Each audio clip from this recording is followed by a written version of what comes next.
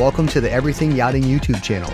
Our goal is to help yacht buyers, yacht owners, and yacht sellers through interesting, educational, and informative discussions on topics that are anything and everything yachting related. Thanks for joining us today. My name's Eric Gervais. We're here at Marlow Marine. We're aboard a 65C Marlow Explorer. It's a new listing named Time. And I'm here with my longtime friend and associate, Rod Silva. The point of this today was to tell a little bit about ourselves and bring you into our world so you get to know how we got here and maybe how we can help you out one day. So Rod, I don't know exactly how long we've been working together. It's been a while, but how did you come to find the marine industry as a home? It's a bit of an interesting road. To go back and make a long story short, go back a few years. I grew up in Miami. I went to the University of Florida. After I graduated from there, I went back down to Miami. This was in 2005. After I graduated college, I had a job there. I moved over to this coast shortly after in 2006 for another job. It happened to be in the mortgage industry. And that was right around that time where the market wasn't really going in the right direction. So I remember it. I'm sure you do. And I decided to pull a complete 180, do something totally different, not necessarily related to what my degree was in. And as you probably remember, we met through a mutual friend of ours that I went to school with and you were working with at the time. And we just started talking about getting into the marine industry. So I was a financial planner at that time, trying to get into the marine industry. I say financial planner, but I'm really oversimplifying. I was in stocks and bonds and annuities and life insurance and all that type of stuff. Worked for a couple different companies. And my happiest customers were business owners. And I just decided I had to be one. I mean, yes, as a financial guy, I could own my own business inside of another company, but my name was never going to be on the door.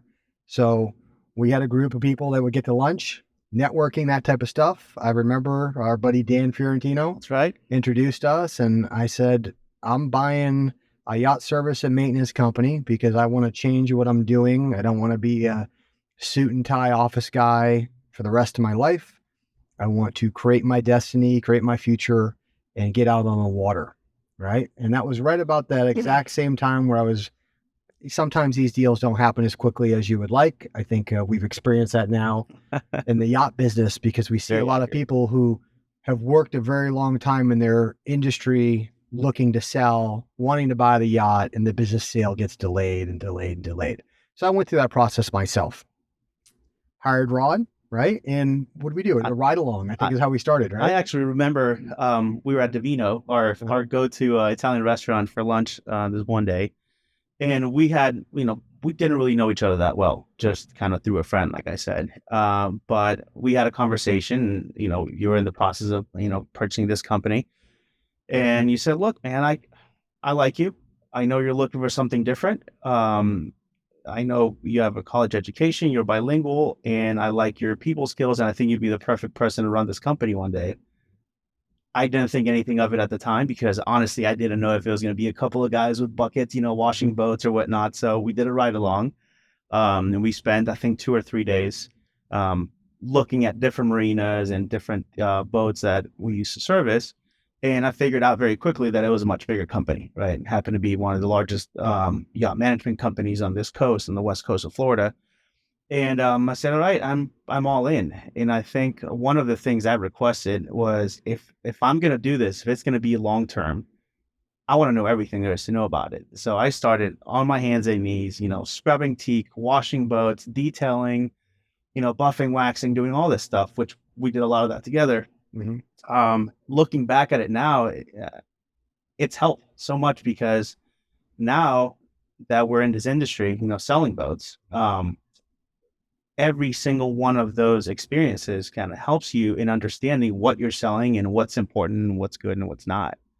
So Rod's being really nice there when he says that we started at the bottom, because what he's leaving out is if you've ever bought or sold a business, sometimes it's an extended negotiation process, just like a boat deal, right? A boat deal is 30 days plus or minus. A new boat deal can be 2 years. So there's a lot of relationships, a lot of, getting things done, meeting or exceeding expectations. My personal business deal experience was I went down, I sat with the gentleman, I negotiated a deal, and then he backed out on the deal over the weekend after I had paid the attorneys to start drafting the paperwork. I then went and looked at over 3,000 other businesses, believe it or not, to purchase, and came back to him about a year later before I signed with somebody else to oversimplify an industry that I didn't want to be in. And I said, his name was Vance. I said, Vance, before I go buy this business I don't really want, I said, I'd like to give us one more go. He said, don't sign anything, come over. And that's when we put the actual deal together. That was 2006-ish, I would say. Yep. So, well, Vance, at some point in the first 12 months, decided that he didn't really want to sell and maybe wanted to give it to his kids to oversimplify the conversation. But I was already fully invested, and we had a breakup clause and all those things you need to have when you're buying a business. So when Rod says that he started from the bottom, he really means that the guy I was buying the business from tried to get us to quit. And how did he try to get us to quit? It's Friday at 4:00 and you're in Anna Maria. Okay. If you guys aren't from Florida, Anna Maria is an island out on the west side, north from where we're at, generally speaking. And we would have an emergency of a boat 2 hours away where it was always Rod or Eric had to go fix that emergency. And I remember one time showing up at a boat as the sun's going down. It was actually a 65 Marlow, funny enough, where the guy was going to leave the next day on a trip to the Keys. And I had to dive and clean the bottom of the boat in the dark, basically by hand at low tide. So there was about 6 inches of water under the boat. So just those things where, he was kind of doing it to us to see if we would quit. Or give you a 90-foot boat to wash at 5:00 on a Friday. By myself, I couldn't get anybody else to help. Yeah, impossible tasks. I remember one time, it was wintertime and the water was for Florida. Okay, I'm from New England. Water in Florida doesn't really get that cold, but when you lived here for a while, and it's wintertime, you don't have a wetsuit, and you jump in, it feels cold. Chilly. And I had to dive a boat without a wetsuit, without a tank. It was just stuff in excess of the norm of working from the bottom up. So when Rod tells you he's done every job at the bottom, he really has. I've got photos on my cell phone of him in scuba suits and upside down engine rooms painting and all the things that we've done. Absolutely. Really, from the bottom of the boat, from the bilge, we've taken engines out of boats. If it's happened on a boat, we've probably seen it or done it or subcontracted it out or helped somebody through it at some point in time. So not to jump in on your story here. No, but that's exactly it. It really is true. It was like someone trying to get us to quit. That's how difficult they made it. And looking back at it, them doing that was probably the most helpful thing they could have done because it made us do these things, right? I had to stay there till 9, 10 o'clock at night washing a boat by myself. And then I would say, you know what, this guy, this is how he's going to play. I would make sure that I was the first one there the next morning. Right. All right. Just like you were, cleaning the bottom of that boat and you came back the next day and you did it again with a smile on your face. Probably had no choice but to sell the business. Yep. So we closed in that business at the end of year one, and we still run that. It's called Coastal Yacht Services. It's a value add for anybody local in our area, but it's also a value add for somebody that buys a boat from us because, boats are complicated pieces of equipment and something can break. And when something breaks, you got somebody to call that's motivated to help you out. We've got master ABYC techs who are the dealer for several different components that go in these boats. But the whole point is, if your air conditioning goes out, I can help you. If your toilet goes out, I can help you. If your water goes out, I can help you. I say but it's really our team. And you're working, if you choose to work with brokers like Rod or Eric here, you're working with people that have been in the marine industry approaching 20 years and literally worked from the bottom up. How does that play value to a customer on survey day? Just on survey day, it's probably the most valuable because I know when something is significantly broken or when something is a fairly easy fix. And we can add that value to a buyer that we're representing or a seller if we're representing. How? So I'm a buyer of a boat, and let's just pretend the air conditioning doesn't work on survey day. Depending on what the issue might be, it could be that the unit is shot, right? Obviously, you want to see what the age of the unit is, what the issue is that we're having. It could be an electrical issue. It could be an issue with something very small, like a component on the unit itself. having the experience to having seen all these things over the last, 15, 20 years, you have a pretty good idea as to what it's going to be, right? Obviously, you cannot take the place of the surveyor, but you can educate your buyer or if you're representing the seller, as to, what that issue might be. So Because if a surveyor, are you saying that you can tell me about what it might cost and about how long it takes so I can make an informed decision absolutely, without wasting a bunch of time and potentially killing a deal? one of my jobs as a broker is to manage the survey, right? And I can do that by having the knowledge that we've acquired over the last few years, because if something comes up, I can tell my buyer, for example, yes, Mr. Jones, this is going to be something that is a significant issue. So we're going to have to dive deeper into it and figure out exactly what this might be. Or I've seen this a million times before. It's probably just a sensor and it's going to be $500. No big deal. Let's keep on rolling along. And I found that knowledge helps both sides. Correct. So my favorite deal, not for the money flow of it, but my favorite deal is when I can talk to the buyer and seller, because then there's no BS in the middle. Do you know what I mean? I can tell the buyer he's asking for $10,000 for survey items. Okay, I think those might be worth $8,000, or maybe they're worth $12,000, and I can tell the seller the same exact opinion as to what the value is of fairness. Right? It is a little more challenging sometimes when you get a broker who might be new to the industry, might not have spent 6 years working on boats before they started selling them, so they have an advanced level of education on the systems of the boat. So it's hard for that person, other than to just parrot what they heard as the best reason as to why you should accept this offer, right? But not actually be able to break it down, dive into it, break it apart and say, okay, the air conditioner is worth $20,000. This is worth $5,000. This is worth this. And it's customary or not customary because it's working or not working or whatever. Right. I think we do a really good job of that and pass that value on to whoever works with us, because we don't charge you any more than anybody else. Right. That's a good point. One of the biggest mistakes I see a lot of brokers make is that because they don't know, they just push it aside and we'll deal with that later. Well, when you're in the deal with your buyer or representing your seller, you want to make sure you manage that as well as possible to keep that buyer engaged, to make sure that deal goes through as smoothly as possible. If you push it off to a later date, they start thinking about all the, worst case scenarios, right? By the time the survey is done, they could be ready to walk away from the deal. If you had the knowledge to tell them this is really not that big of a deal, or yes, it's going to be a big deal, but it's very easy to fix. It's just going to cost a little more money. It's a lot easier to help your buyer or represent your seller in a positive way to get that deal across the finish line, because at the end of the day, that's what we want. Right. We don't want to just go through all these motions for no reason, right? We're in this to move boats, right? We want to sell them, and whether we're representing the buyer or the seller, that's how you that's how you do it best. I generally wake up every day. I try to take my weekends off, but my clients don't allow that sometimes. I got 2 young kids, so I try to spend less time with them when I can. But I generally wake up Monday through Friday excited to come to work. I mean, you guys can't see here in the camera right now, but we're surrounded by probably 20 beautiful Marlow Explorers. I'd like Eric to take some pictures of those. Maybe you can put them up here at the end so they can see what these boats look like around us. I've helped people buy boats from, I think it's 40 different manufacturers, plus or minus, from 20 feet up to 100 and 175 feet, 180 feet. So that knowledge has allowed me to progress faster in the industry because I understand the subject matter and I add value. Doesn't matter if it's a buyer or a seller, there's still value to add on either side, So how did you end up at Marlow? So you talked about how we got together, right?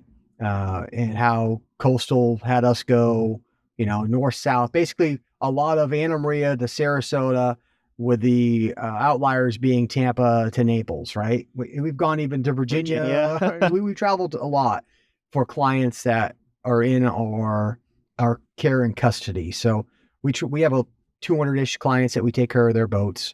And when something goes wrong, I remember did you go to Virginia with me in that diesel fuel leak? I was not there for that one, but one of my favorite, not in the area stories was Jacksonville.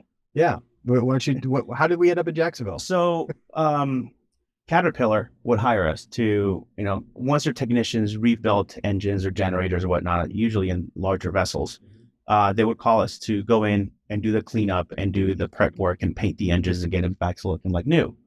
And there's one particular time they called us and they said, hey, we have a government vessel up here in Jacksonville, which we need an estimate for. So Eric and I got in this truck. We drove up there. I think it was Thursday or something. Yeah, we're supposed to. We drove up to provide an estimate, but for some reason decided to bring the material with us because maybe we could chip away at it. Some of it, right? We had like a very small, like a little bucket with stuff. And we said, all right, if we're going to put an estimate together, we need to see what exactly it's going to take. So we had a little bit of sandpaper and some, just like a very small job. Right. But let's just understand the scope. This was like a 300-foot military vessel.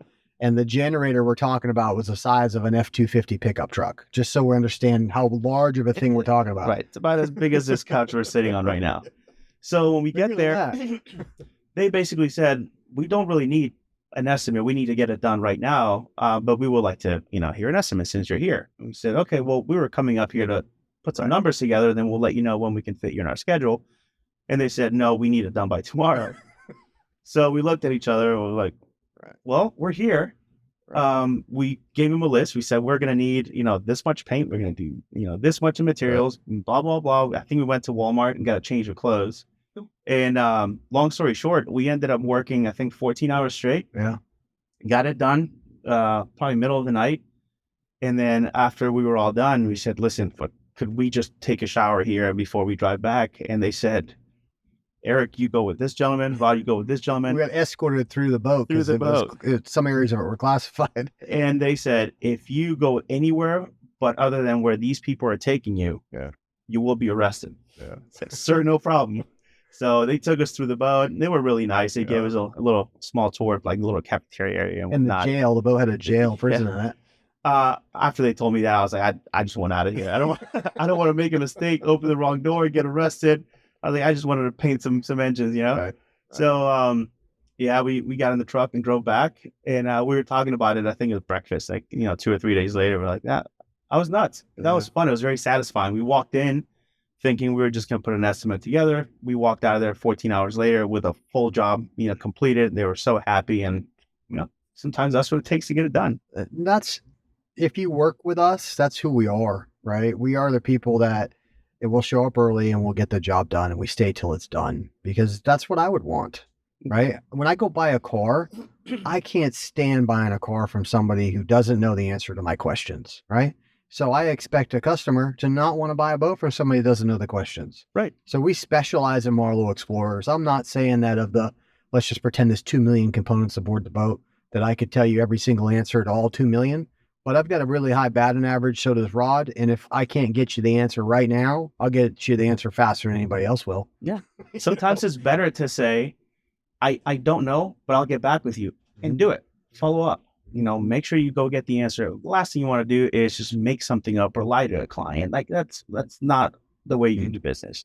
What's your most rewarding thing you've done in the marine industry? Like if you have a hat rack, 3 things, and you got your 3 favorite hats, what are they? You're going to plug up there. I would say doing the paint work on engines was one of them, because you see the change in a matter of hours, right? The before and after photos. And has that paid dividends for you and surveys, sea trials? Absolutely. Right. When you see an engine that's covered in rust, you have an idea if it's going to be something salvageable or if you're going to have to replace, some components, right? So you've seen it all.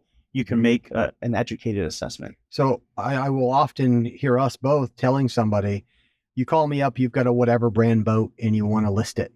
What's the first thing I'm going to tell you? Okay, when can I come see it? Mm-hmm. The first question the client asks is, how much can you get me for it? I can't tell you that till I come see it. Why? Because if your engine room looks like it's been sitting at the bottom of the ocean for 5 years, I might not even want your listing, right? But if it looks like it's been sitting on the bottom of the ocean for a minute, and we can spend X dollars to clean it up and fix it, all those types of things I need to see. I need to give advice to the seller so we can spend money wisely if we're going to need to spend money to fix things up, so that we can help you get top dollar. And if we hadn't done that, I wouldn't be as good at it. Right. Wouldn't, because you wouldn't know.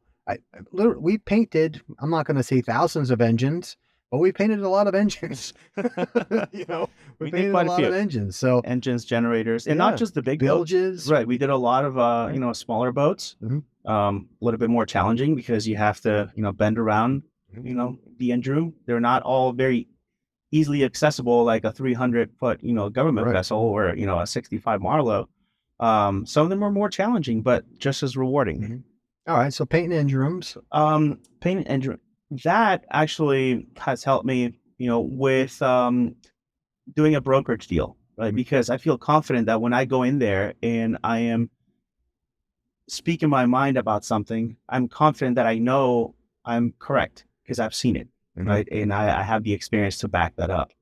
And the third, I would say, is definitely building custom yachts, because same thing, you take all of your experience, you take the client's ideas and their vision, and when you get to deliver that boat to them and it's everything they dreamed of and then some, because you've added, you know, some of your sizzle on it, it's awesome just to see the look in their face and to hear, you know, months and years later about how much they're enjoying it. And, you know, thank you again for, you know, doing this with us, because you get to know them very well, right? You become pretty much family. It's rewarding. I like it. So when you say custom yacht, I usually use the word semi-custom, and then I add the following behind it. I say semi-custom because if you want to come up with a really bad idea, I want to reserve the right to say no, right? So we want to protect the image of the Marlow Yachts brand. We want to protect the resale value best we can, but more importantly, we want to give you what you want, and we want to blend all that together so that you're happy as the customer. We sell a lot of other boats, a lot of other new boats, but none of those have been as custom as we've found that we can do here. Like really, this company does a really good job of trying to get you what you want in your new boat. Right. You know, building it your way. So, all right. And what's your third thing? So that was it. Painting the engines, doing a brokerage deal because and the new boat. And delivering a new boat. So my favorite thing, I love the travel. Okay. But I really love the opportunity to get to meet successful people that have a passion for boating. I love that because coming from a financial background, okay, I'm very comfortable having uncomfortable conversations sometimes, right? Just talking about whatever it is. If it's a boat deal, sometimes it's, you know, how much the survey list is worth. But as I get to know people, I love to talk about their business and the left turns or right turns that got them where they're at, because I feel like as I hear those successful stories, I learn and I make a better use of my time in life and things that I want to do. Right. You know, I'm thank you for everybody who's done business with me and taught me something. That comes from the bottom of my heart, because that's one of the most rewarding things. And I look to take what we're doing today, which is our first round of a YouTube video that we're going to put out there. We might share, might put it up, might take it down, who knows? But I want to then do this with our clients that want to, you know. We spend so much time servicing customers, helping them out when they in need or showing boats or that. I want to spend some more time, you know, getting to know myself, getting to know Rod, getting to know our customers and our clients. I think this is a good format to do that, you know? Right. I do. I feel like it's a good format to have a conversation. So, where do you want to go next? So you asked me how I ended up at Marlow, right? When I was full-time with Coastal, Marlow happened to be one of our largest clients in the area. We would do boat shows. We would do some work in their yard. We would do rendezvous. Right? When he said, he just kind of sugarcoats stuff. When he says we would do boat shows, we were gone for 5 months a year because we would go to Lauderdale or Miami when the boats arrived, and we would leave after the boat show was done and we drove them back home. So being a broker going to the shows actually is a lot less time commitment than what we used to do, because we did it all. And there was even a couple years where we would get up early, get the boats ready, go back, change, come back down in broker uniform, show the boats, go back, change, clean them up. Like, work ethic is not something that we take lightly. And we've busted our butt to get where we are. Definitely have. Oh yeah. So how'd you get to Marlow? So all that. And I wasn't a broker yet. I was like I said, strictly with coastal. And I happened to be at, I can't remember if it was a Miami or Fort Lauderdale boat show, but I'm sure as most of you know, when you go to a show, the volume of people is so large that the way that Marlow does it, right? Everyone does a little bit differently, but Marlow only allows tours with a Marlow broker with that group. Why would they do that? Because I see a lot of boats where there's one broker camped out and a zoo of people rolling through. Right. So these are all privately owned. It's not your typical production vessel, right? The only time that Marlow builds a yacht is when somebody places an order. So this is somebody's property. It's somebody's home. And we don't take that lightly. We protect it, right? We depend on the owners of these vessels to allow us to show them at the boat show. So we're going to do the best job that we can to make sure that things don't get scratched, somebody doesn't trip and fall, people are not opening and closing doors or, messing with the electronics or whatnot. So we want to make sure that we manage that as best as possible by having one of the Marlow brokers, escorting somebody through the boat. They get to see every inch of the boat. It just can't be, the way that they want it. Somebody has to walk them through. Yeah, we do guided tours, right? And I knew the boats fairly well before I started working with Marlow because, again, we had been working with them for years. And I was at one of these boat shows. They were having to turn away quite a few people because of, the volume. And one of the girls at the front desk said, "Hey, would you mind doing a tour?" And I'll never forget this. It was a mom with a little girl. She was probably 9, 10 years old. And that was the prettiest boat that she had seen at the show. And she just wanted to walk through it. Right. So they said, "Rod, would you mind just kind of showing them around?" I took that as practice for myself, right? I'm going to give them a full tour, just like I'm selling to somebody that wanted to buy it. They told me they didn't want to buy it, but you never know. Maybe they know the CEO of some company that one day would want to do it. So I gave them a regular tour. I told them about, the construction methods of the Marlow, the quality, what makes them unique and different. And they got to see every inch of the boat. And the little girl came back to the desk and just was so thankful that I did that for her and so thankful of Marlow. So of course, light bulb went up in the front desk and they say, "Well, do you mind doing that again?" And I said, "No, that's fine. I'm already here, right? I'm not going to drive 4 hours home and come back." So I said, "Yeah, no problem. I'll go ahead and do it." And I did it again and again. And finally they said, "Well, we would love to, you would join the sales team." But at the time I was, again, probably working 60 to 70 hours a week with Coastal. And it took us probably a couple of years to put some people in place so that I could, start shifting and do yacht sales. Still never walked away from Coastal, still very much involved with them, us. But that's how I ended up slowly shifting into the yacht sales world. Right? It was kind of an organic just path that the way that we did business, it naturally went from maintenance to management to sales. And I think it's important to point out that, sure, we started selling boats in, 2011, speaking for myself, selling yachts in 2011, but the industry hasn't stayed the same. Not just the value of boats or the demand of boats, but let's just talk about insurance for a second. Insurance was a market that was pretty easy to get, 10 years ago, where, you could have a captain sign on, you could have a captain approve you in, X amount of hours based on the carrier. You keep your boat in Florida however long you want. Whereas nowadays, the insurance market's changed where, you might not be able to get a boat without a captain. You might not be able to keep a boat in Florida over a certain dollar value without a captain, all these different challenges. Why is that? It's because of hurricanes. To oversimplify the reason, it's because money and losses, right? What created the losses? We could say hurricanes. Who had the money that was lost? We could say the reinsurers, right? Pick a name, say like a Lloyd's of London or something, or a Chubb or whomever might have pulled out of a certain market, making less options available to you, making it where the players that are in the market can come up with, I heard a policy. Okay. If you have a yacht broker who's truly your friend, they're going to tell you when things are silly. Okay. And I told this guy this was silly the other day. The insurance agent we were talking to basically didn't have any options for him for a 50-foot boat. The guy had run a 20-something foot boat, was jumping up to a 50-foot boat, was very successful in life, even had a captain, okay? The insurance policy would not provide hurricane coverage unless the vessel was hauled out of the water. Well, the guy just goes, oh, that's fine, no problem. I'll have a yard, I'll have an agreement, and I'll get a haul out.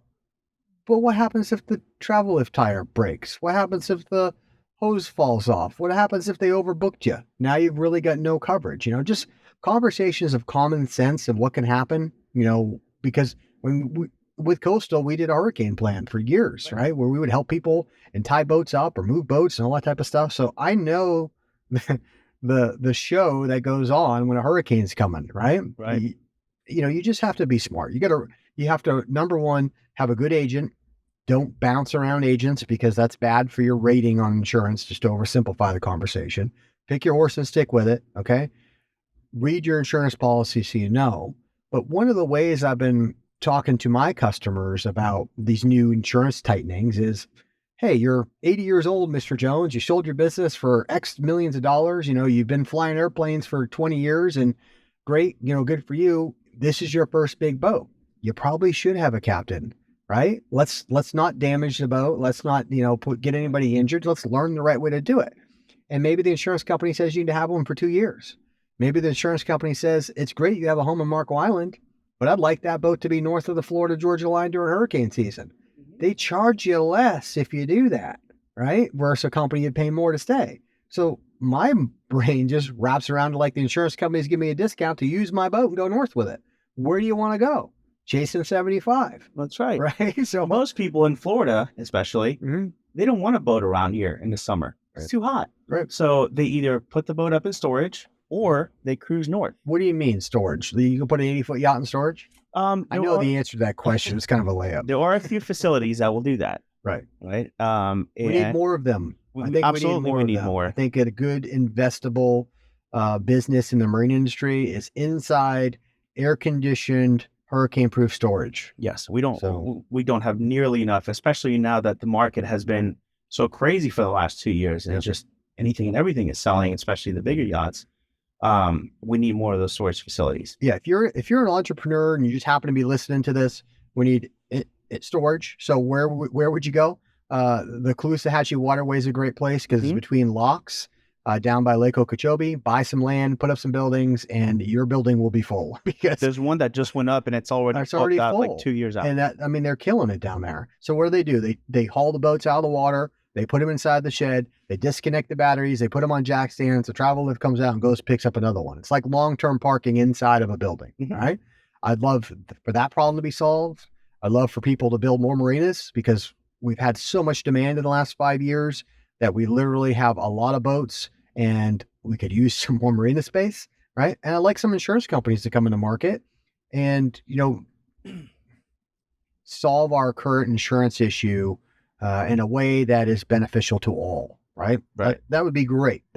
Those things right there would be a huge improvement to my life. It would take out some time of, hey, Mr. Jones, I know you have the money to buy this boat, but the insurance man says you can't run it yourself. You don't have a place to park it, all those types of things that we successfully are solving these problems for people currently. But I think in the future, we need some extra help there. We definitely need a lot more slips. We definitely need a lot more of those facilities that can store boats. Long-term slips. It's like a hotel. Okay. If you've never had a yacht, you've been working, you're in Ohio and you got this great business and you're ready to sell it. And you've always dreamed about going to the Bahamas. Well, underway, think of it like an RV. When you're in your RV and you're driving around, you can go wherever, right? You can drop an anchor just like an RV at some of the Walmarts. You can park in the Walmart parking lot. It's kind of like dropping an anchor, right? So when you are short-term going to a hotel, as an example, that's like a slip. There's, statistically speaking, plenty of those because they get to charge you hotel rates, all right? So maybe it's $500 a night or $1,000 a night, okay? Depends on where you're staying, what size boat you have, all that type of stuff. Well, what we're talking about being a need is the long-term slips. Hey, I'm going to put my RV here for the entire month. I'm going to put my boat here for the entire month, and I'm not paying $1,000 a night. I want to pay $1,500 a month, right? That's how that works. It's way cheaper for long-term parking, but there is less of it now because we're continue to build boats. Hurricanes take some away, and annually some go away for other various reasons. Manufacturers keep building them, and people are buying them. The market is very hot still. And we were just talking about insurance. The reason why a lot of companies have pulled away from Florida is because the damages they have had to pay out on. And the storms have wiped out a lot of those slips, right? So we need to rebuild these slips and then add a few more. Mm-hmm. And what can you do? I mean, if there's so much, because it's not like I've been doing this for a year, right? It's been multiple years. It's been decades. So we can dive very deep on topics if you'd like to. That's the value add. If you buy or sell with us, pick up the phone, call 1-800-362-2657. That's Marlow. Ask for one of us and let's have a conversation. What are your questions? We can help answer them. At the end of the day, I would like to get more of these beautiful boats out there in the right hands. I'm super proud of the Marlow brand. I think it's a very high quality boat. I think it's a beautiful boat. It performs well. There's excellent features of that strut keel. I wasn't trying to make this a sales presentation today. I wanted you to know a little bit more about who we are, but also be able to tell that we are passionate about it and we're proud about these boats. It is what we do. I mean, I don't know how many I've built. I don't know how many I've sold, but I can tell you I've run more than half of the fleet as a captain at some point in time. And been on not every single one, but darn near close to it at some point in time. And they're beautiful. Come visit us. We're just south of Tampa, just north of Sarasota. If you can't make it to the boat show or you can't get a time slot at the boat show, because we are by appointment only, and that frustrates some people.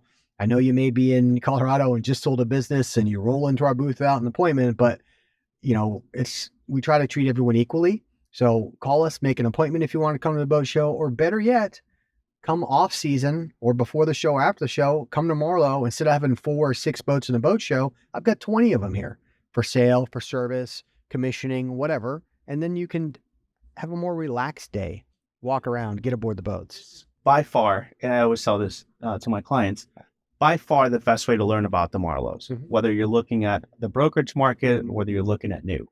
Because the reasons you just said, we have typically about 20, give or take, Marlows that are in here for sales, service, commissioning, and you get to see them hauled out of the water, resting on their keels. You get to see different vintage Marlows, different sizes. You get to, if you're building a new one, for example, we get to walk around and spend the day in a much more relaxed environment, and you see things that you would like and that you wouldn't like if you were to build a new boat. Sometimes it happens where you come look at one of our 57s, for example, right? Once you get on there, you're like, maybe it's a little bit tight. Maybe we need to look at a larger boat. Well, maybe we have something a little bit larger, right? So we can spend just a very small amount of time and figure out exactly what it is that fits your needs and your family's needs. So it's a much better use of time if you're already somewhat, knowledgeable of what the Marlow is. You want to come to the boat shows and just see what the latest and greatest is. But if you really want to learn about the brand and about the Marlow family, the Marlow Yard in Palmetto is by far the best way to do it. Mm-hmm. Agreed 100%. 100%. And a lot of these boats during the summer, they're here because what we were just talking about, not a lot of people like to cruise in the summer. They put them, up in storage. And some go north and they go chasing 75, right? What does that mean to you? So chasing 75, I recently wrote an article about it in our newsletter, which we put out every year. So we've got a newsletter. Once you're in our Marlow Cruising Club, we give that to you, and it's our hard efforts to make content that we think you will find valuable. I did print, or Tina printed, a couple of the articles. One of them was chasing 75. I'd like Rod to chat about that for a second. Another one was getting your Marlow ready to sell, water makers, and yacht preparedness. Just value add that we can put on paper that you can read at your leisure to learn more about boating and things or subjects that we think the general consumer that we see may be wanting to receive more information on. Right. So chasing 75. Chasing 75. I've heard that from a few clients. They see 75 degrees as the ideal temperature to cruise in, right? It's comfortable. It's not too hot. It's not too cold. And when they're cruising up north, they're running away from the heat of Florida. So they go from here to, let's say, St. Augustine, right? It gets a little too warm. They go a little bit further north. It gets a little bit too cool. They cruise back down. They're basically chasing 75 degrees without, a solid plan plan in place. They just kind of go along. Maybe they go to Charleston, Annapolis, wherever. Once it gets a little bit too cool up north, they make their way back south, chasing 75 degrees down here, because in Florida, it doesn't really get much cooler than that, except for maybe a week or two a year, right? I had the pleasure of interviewing one of the captains. He doesn't work for Marlow, but one of the captains that is probably the most knowledgeable in the Marlow brand. And he has, I don't know how many thousands of hours in nautical miles in all sorts of Marlows, 49s all the way up to probably the 100. And I had the chance to interview him, Captain Tad. I'm sure you probably heard his name. Captain Tad sat down with me, and I asked him a few questions about the do's and don'ts of making that trip, right? Of chasing 75, going up the eastern seaboard. A lot of clients are hesitant to do it because if they haven't done it, right, they hear that there may not be slips available, that they don't know where to go. Are they going to go to the right marinas and whatnot? So the article that I wrote basically outlines all of those things, like when to go, what marinas to go to. Can someone email you and ask for a copy of that if they want to read it? Absolutely. How would they reach you? So you can either call me on my personal cell phone, 941-306-8078, or at Rod Silva, RODSILVA, at marlowmarine.com. Feel free to please, reach out to me anytime. I'd be happy to share any of this information with you. And actually, I think it would be a great idea. I'll take this opportunity to formally invite Captain Tad, maybe to be a guest with us one of these days, because I think that guy is just a wealth of information. And to get a captain's perspective on not just the Marlows, but the industry itself, because he's had, so many miles in other boats as well. I think that'd be great. So Captain Tad, if you're seeing this, we would love to have you. Tina, will you text him? Okay. Thank you. And then he can tell you firsthand about, what he likes about the Marlows and what he doesn't like, right? Because we're always looking to improve. We're not the perfect yacht, but we try to make it as perfect as possible. And a lot of the changes that we make when we're building trying to think where we're struggling over here, Rod. We try to make these as perfect as possible, but for each customer, everyone's idea of perfect is different, right? Well, so we try to make how many are identical? None. So you got 350 of them out there or so? That's something that's very unique about the Marlows. They're all semi-custom, not custom. Right. None of them are the same. Exactly. So that's probably whenever I'm talking to somebody about strictly the brokerage market, I tell them, if you're within the time frame of when you're looking to purchase a vessel and it's within your budget, if you fall in love with that specific boat, don't pass it up, because who knows when that boat's going to come back up for sale. If you have some flexibility on certain things, the engines, the speed, the layout. No, the Marlow will keep making them, and I'll just buy one at a boat show, right? Not exactly the way it works. Why wouldn't that work? Right? Because we only build a boat when somebody places an order, and we're building that person's dream. How long's the wait right now? Right now, depending on the size, I would say just under 2 years, so about 2.5 to 3 years for the much larger ones. Okay. So call it 2 years to be on the safe side. The actual build time for, let's say, our 58, which is, I'd say, currently one of our most popular models, the actual build time for that vessel is roughly 9 to 10 months. But there's a wait list for every single one of our series. So it doesn't mean that if you place an order today, we're going to get started on your boat today, right? There's probably 4 or 5 in front of you, and we have to wait in line, which gives us the time for you to come to our yard, look at a bunch of different Marlows, figure out what you like and what you don't like. So by the time we started building it, we've already built the thing. How many times have you sold a used Marlow to somebody you really wanted a new one? Because this just happened to me. Sold the used one, okay? Mm-hmm. Because they wanted to try it out. The missus needed 90 days before we could feel comfortable to spend the extra money to get the new one. And I don't know if it was day 89 or 91, but it was somewhere really close. We got the order on the new one. It happens all the time. What's the record that you're aware of for the client with the most Marlows? Not names, but how many? I believe 6. 6. And to be fair, it wasn't a single client, but it was a family. Oh, okay. One family. One family. So I would say one dock, right? And that was the boat I dove at 7:00 at night or whatever on a Friday, by the way. And that was the first Marlow I rode on. So with my company, when I bought it, we employed a captain full time. His name's Captain Jeff. He's since retired. But I remember Captain Jeff taking me out of Siesta Key on a 65 Marlow to bring it back to Marlow Marine. That was my very first ride underway on a Marlow. And I owned the company, so I had the right to tell them that I wanted to drive for a minute. I got to try it out, and I couldn't believe how easy it was to maneuver, how fast it got on plane, or how fast it was. A lot of people don't know this, but our fastest Marlow today, when I was on it, was a 70 C32s. I saw 34 knots. People don't look at these and think that. They look at them and say, oh, yeah, that's a 10-knot boat. Right. Most people that look at these, it's got that classic look, that classic style. Timeless. Right. Beautiful Most people forever, the way I they look at it. assume that it's an 8, 10, 12 knot boat.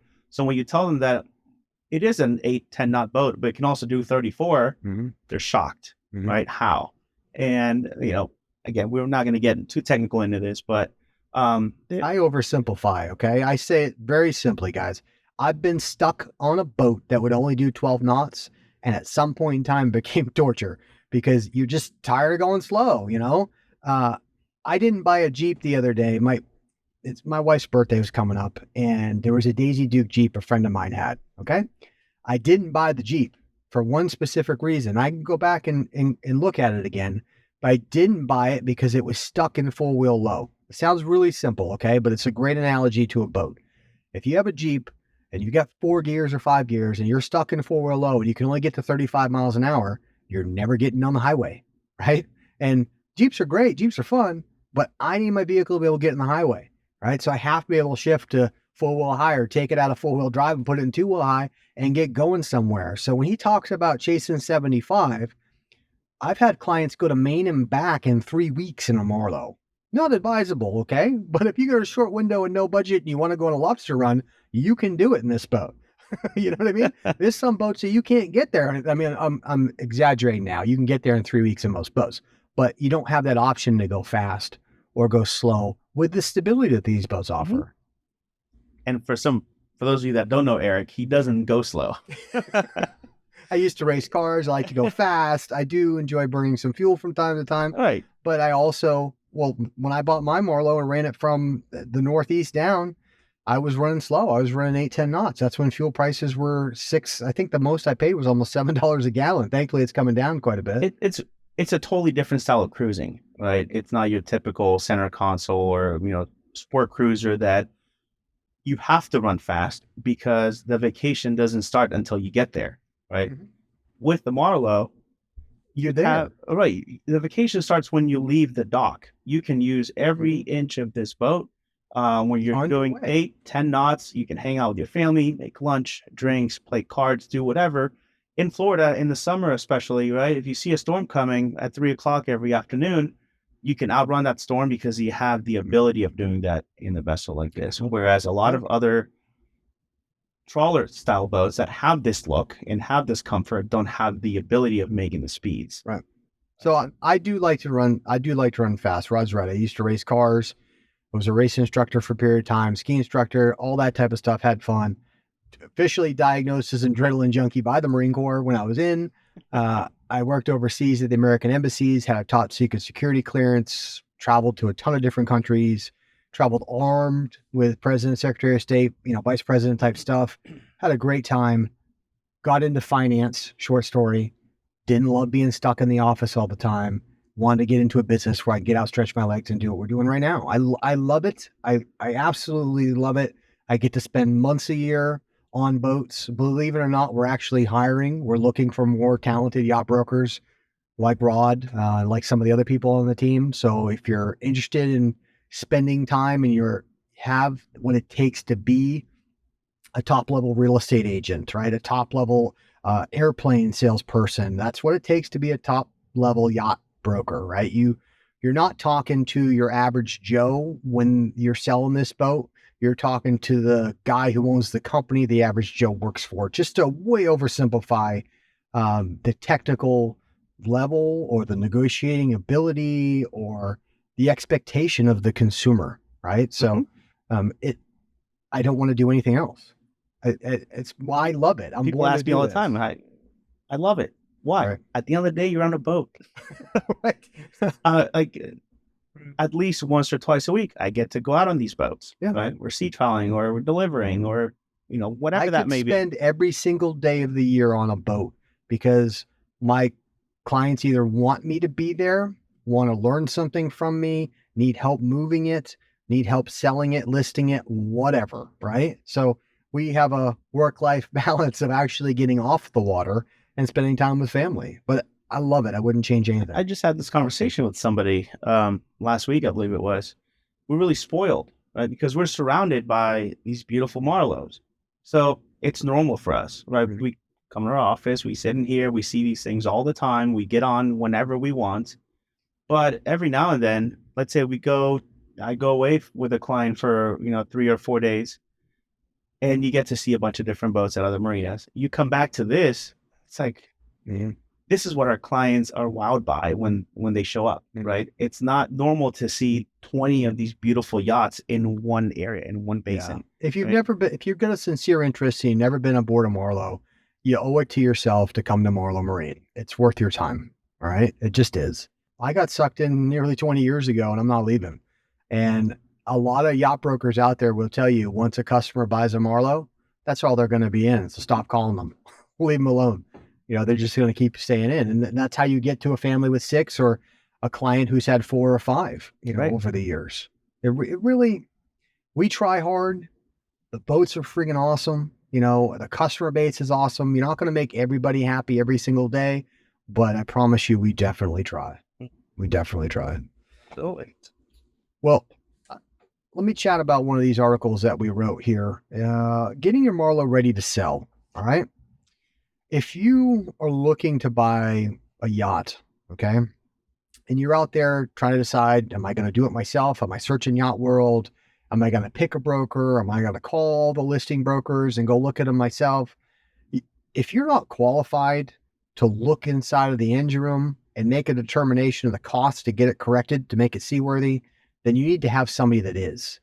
Because before you go spend $2,000, $5,000, $10,000 on survey, travel, haul out, surveyors, all that type of stuff, wouldn't you like to kind of know maybe what it needs before you spend that money? And that's something, having worked from the bottom up, having owned a yacht service company and still owning one, looking at things and going, hey, I bet that's about $2,000. Hey, I bet that's about $4,000. Hey, I bet that, is actually pretty simple to fix. It might just be $25 in a hardware store shop. Being able to have those conversations with somebody, because not everybody's the same. I've had clients, of all backgrounds and all net worths, but where I'm getting to is all skill ability. I've got somebody that if this thing here got misadjusted or the screw came out, it was like canceling Christmas. If the light bulb burned out, it's like canceling Christmas. And then on the other side, I got a guy I remember who comes from an elevator company. You want to talk about a MacGyver, okay? This guy worked for an elevator company 30, 40 years, something like that.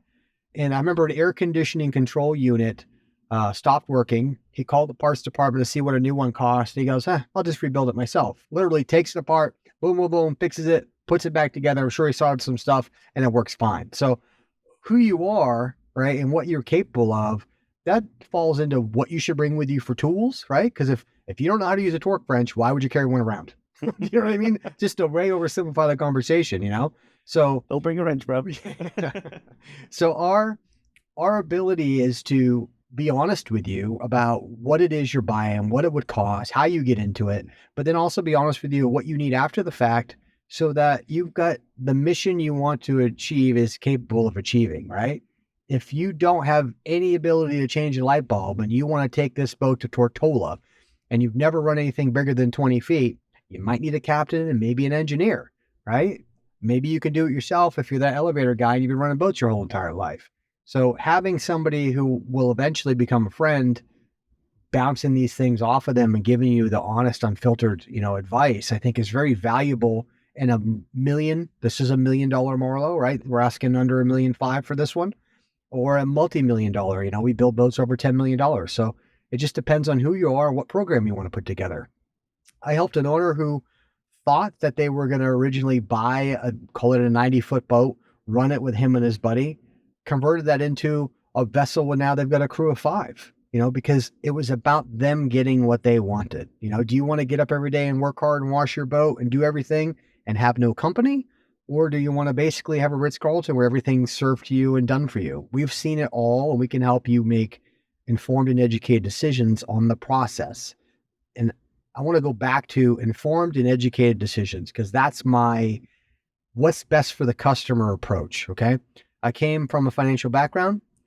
We learned and were taught a client for life is the best business model you can follow because once you get Rod Silva into your investment portfolio, it's really hard to get another one. So just work a little bit harder at keeping that guy, right?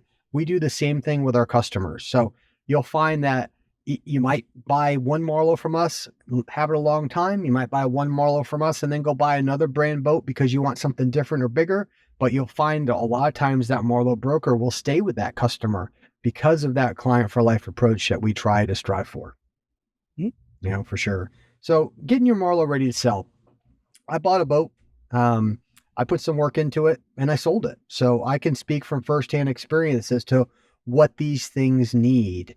Can you give me an example where a customer might not have really understood what a vessel might have needed, where you were able to add value from your experience to help them understand so they can make a decision? Because when all I want is the facts and information so I can make a decision. I don't want you telling me what to do, right? Right. But if you tell me it's 2 weeks and $50,000, I can make a decision now, right? Maybe I want it to be 1 week and 25, right? But at least I'm informed and I can make a decision. So, what do you think?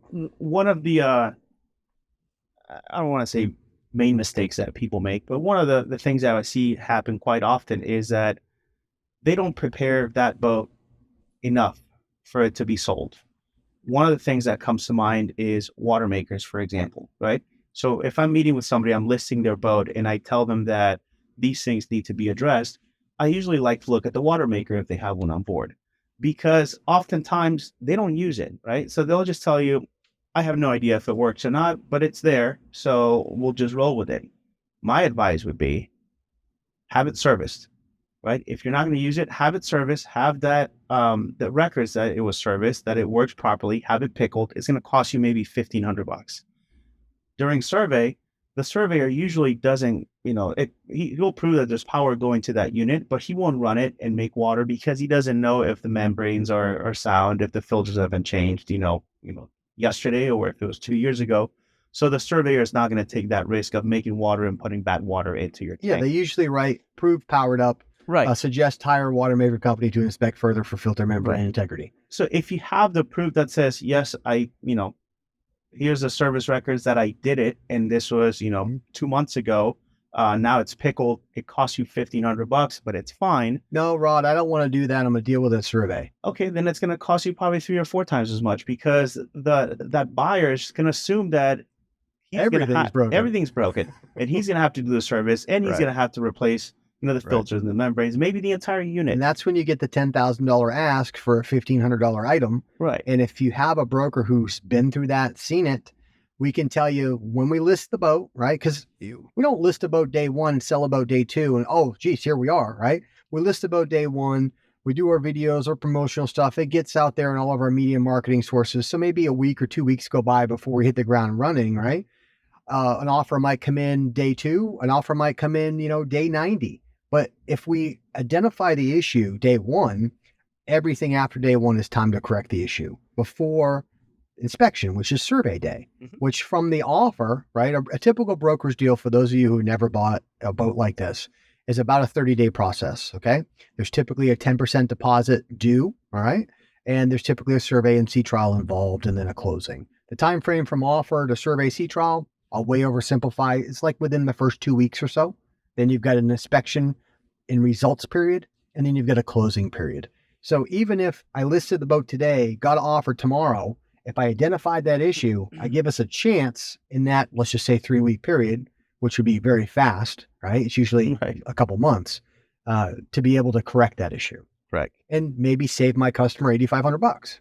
The same thing goes for oil samples, right? If you know your oil has 300 hours on it, and the manufacturer recommends that you change it every 100 hours or once a year, go ahead and do it because you're going to have to do it regardless. There's a good chance that, oil samples might not come back green or acceptable. So I've got an opinion on that. A lot of manufacturers will say 200 hours or 300 hours or 250 for the oil or 12 months. I think a lot comes into play on the wear and tear, if we're going to be blunt. Were we running or were we walking, right? How many revolutions were happening in that oil? Because hours is only one part of the equation. 12 months is another part of the equation. Right. But fuel burn actually is a great way to say revolutions, and revolutions is wear, right? Mm-hmm. So all that factored into what that vessel did from the last oil change 12 months ago to the oil change today really should be the determining factor on how quickly that oil should be changed. Because if the oil viscosity breaks down, your lubrication factor goes down, your wear goes up, and we're talking $500,000 of engines, right? You don't want to replace those anytime soon. You know, those things should be lasting a heck of a long time with proper service. So what he's talking about with red oil samples is if you just change your oil and never check it, or change your oil too late, or let your boat sit, metals can leach into the oil. And then when that engine surveyor does his test and does the sea trial and survey run, he's going to pull oil samples. He's going to send them to a lab. They're going to tell you that you're going to get your oil samples back in 2 or 3 days. But in 7 to 10 days, you're going to be arguing, where are my oil samples? You get those back. And it's not really good to get a surprise or red or yellow at the end. So if you already own a boat and you are trying to sell a boat, do oil samples with every service. Talk about that with your listing broker before you go to listing, right? Talk about, if your listing broker's not asking you if your boat overheats at wide open throttle, I don't know how many boat deals they've done, because you have to know that information, right? I have to know this boat, time. I asked that question before I listed it. I proved it when I ran it from longboat key to here. I took it to wide open throttle. The engine stayed well under any type of overheating temp. They were in the 190s, if I remember, maybe even high 180s. That made my confidence go up, because I know when we go to survey, I'm not going to be getting hammered over, after coolers or all those types of things that come with, why is the engine not cooling itself adequately? Right? You got to know that early. You have to know what you're selling. If you don't know it early, right, how are you going to correct it before it's time? Because the opposite of that happens when I don't know about my oil samples because I didn't ask. I don't know about my engine overheat because I didn't run the boat. I can't run the boat and I didn't ask, right? So now you finally fly in from wherever. You came over from pick a place, show up, you love this boat, you write an offer, and with that offer is a dream. That dream is, I'm going to take my boating family in 30 days because that's my birthday, right? Whatever this big event is that finally got you after you sold your business, put cash in your pocket, to come give a little bit of that cash back for the memories that boating gives you. Because it's really, nobody needs these things. This is all about family memories, family time, checking boxes, whatever your thing is, right?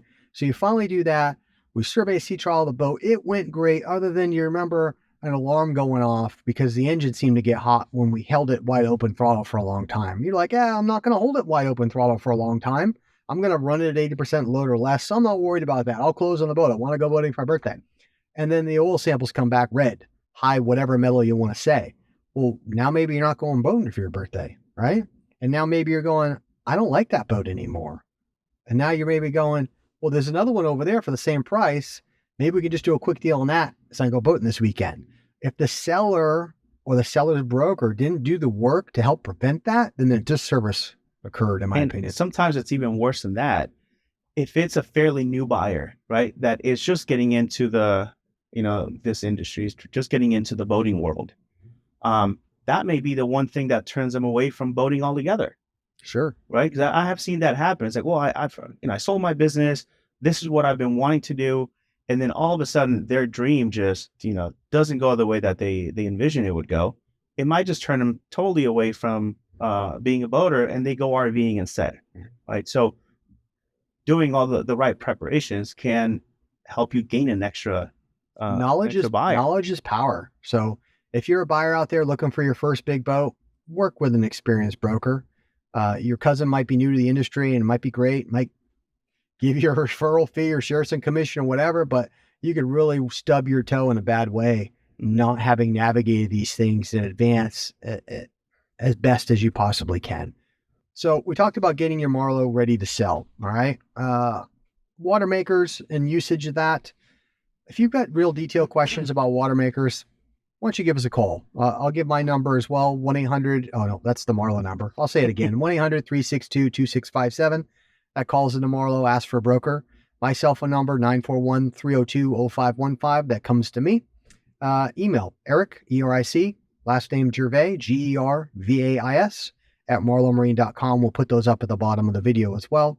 But put us to work. We want to help people find what they're looking for and achieve the dream that they want to do, whatever that is, right? Something to do with boating, right? Nice boats. I don't want to deal with boats that I'm not proud of to be on. That's just, I'm at a point in my life where I want to be on and help people find nice boats, but yacht preparedness. So where are you going to go? Let's just pretend tomorrow's retirement day and this is the boat that you just bought. Where are you going? Everyone's a little different. If you ask me, I would probably want to go somewhere where I haven't been. Okay. And I haven't really had the chance to do a lot, let's say south of here. I may want to go through the Panama Canal, go maybe somewhere in Central America, make my way north, go to the Pacific Northwest, all the way up to Canada, maybe. So some things for that trip, right? I'd want to have redundancy on air conditioning parts, toilet parts, water parts, engine parts, generator parts, right? I want to have that stuff with me. I don't want to have to try to buy that in Ecuador or wherever the heck I happen to be. I won't find them there. Right. So one thing is the boat you're buying, does it have enough storage for this stuff? You'll find when you get aboard these Marlows and you talk to the brokers, you're going to find a lot of storage, right? I joked with 170 that came in trade that he had enough parts aboard his boat to build a whole nother Marlow if something happened, I would want maybe a command bridge if I was going to Alaska, meaning enclosed up top versus a fly bridge. If I was going south, maybe I'd want the fly bridge. So, there's a lot to be said about what style boat you buy, enclosed or open up top or semi-enclosed. There's a lot to be said about what additional tools you might bring with you. The tool list is really based upon a couple things: your ability aboard, and what do you want to carry for people who might be handy once you get there, but don't have that special widget, whatever it is. Panama Canal will be fun.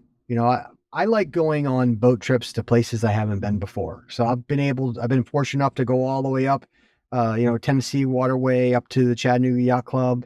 Been fortunate enough to do lobster run to Maine, done some boating in the Med, Bahamas, all around Florida, East Coast. Denmark when I lived over there for a little bit, Japan when I lived over there. But I'd like to take one of these to Hawaii. I'd like to take one to Tahiti. Right. I don't think I'm going to be the first to take one around the world, unfortunately, because one of your clients has already started that trip, but I'd like to do that. So maybe I can get with them at some point, at least for a leg. Right. Because I'm a guy that wants to do those things in life that when I'm in that nursing home at whatever age, looking at that TV, drilling out the side, and I see that infomercial, that commercial, I got a memory back to having done it, check that box, knowing what it's about, versus wanting to sit there going, wow, I wish. I don't want the wow, I wish in my life. Yeah. So I work hard, I run hard, I play hard to get rid of that fear of wow, I wish.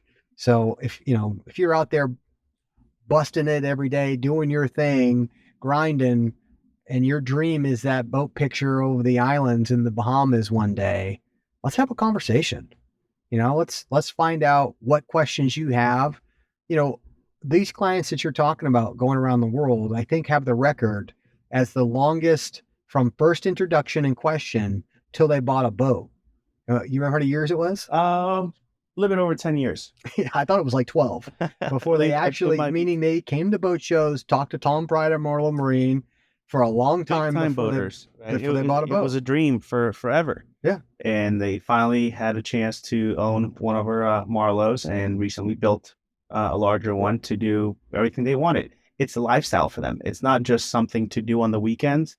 That is home.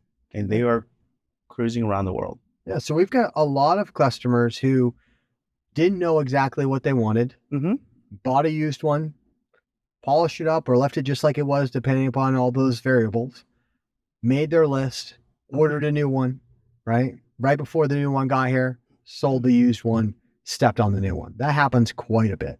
So if you don't know what you want, that's what we're here for. It's okay. We're here to help you find what you want and answer your questions, right. And going back to our experiences, we've seen just about every boat out there, right? Through the what we did with Coastal. So when somebody's coming from, any other manufacturer, I don't want to throw names out there, there's a really good chance that we have seen all the good and all the bad that, all the headaches you've had with those manufacturers. So Yeah. if we're building you a new one, we can make sure that we don't have those headaches. We don't want to talk bad about anybody. Right. That's just not who we all want to be, right? It's work to do that. So we take the high road every chance we can. I think we've got a beautiful girl being our Marlow Explorers. I'm sure proud of them. And if you have the means and sincere interest, I'd love to spend time with you aboard one. And let us know what you want our next video to be, or one of our videos, because, our idea here was to just talk about us. Sometimes people don't know who they want to talk to or why they would want to talk to somebody. So giving a background to who we are, where we came from, I can dive deeper into that. I think in an hour, we probably ought to start wrapping this up. But I hope the takeaway is that you've got two guys that know a bit about the industry, know a lot about the brand, and can add value to you if you're interested. Absolutely. Right. I remember we're talking about doing this and we're like, I wonder if we can fill 15, 20 minutes. Right? We've just been sitting here chatting for an hour. It's just what we love. Right? It's a passion. What we love. It comes easy when you enjoy doing it. Mm-hmm. So I hope you have enjoyed whatever you've done in life to become successful enough to start shopping for, a high quality yacht like a Marlow Explorer. Because I want to learn about what you did. I want to learn about what you want to do, and I want to help you do it. That's who we are. Absolutely. So anything else? That's it. All right. Well, there's the first one. Quite a bit. Thank you, sir. Thanks for your time. I hope to see all of you either at a boat show, here at Marlow Marine, or out in the water one day. Thanks. Thanks for joining us at Everything Yachting. I hope you've enjoyed diving into the yachting world today.